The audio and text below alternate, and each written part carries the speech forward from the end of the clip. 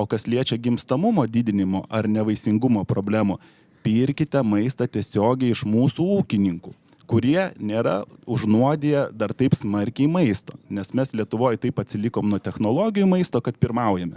Tai grįžkime į savo daržus, sodus, bus sveikos moteris, bus tikri vyrai, kurie prisims atsakomybę ir bus gausesnė tauta.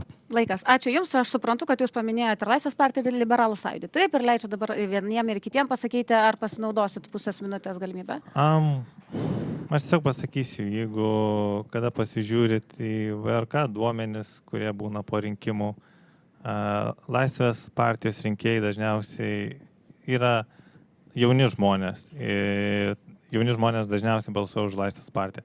Tai jeigu jie balsuoja už Laisvės partiją, aš manau, jie nebijo, kad Laisvės partija būtų valdžioj. Ir jie daugiausiai vaikų susilaukia. Ačiū Jums labai, ponia Skrupskelienė. Visuomenė šiuo metu gyvena visai kitokiam laikotarpyje ir moteris gyvenimą įsivaizduoja visai kitaip ir projektuoja savo gyvenimą visai kitaip. Todėl yra labai svarbu ne maisto produktus skatinti, kur pirkti. Juos reikia dėl tvarumo, bet ne dėl apnuodijimo. O moterims teisę pasirinkti ir sudaryti sąlygą šeimoms ir ne tik moterims, bet ir vyrams auginti vaikus. Ačiū Jums labai, tai grįžtu.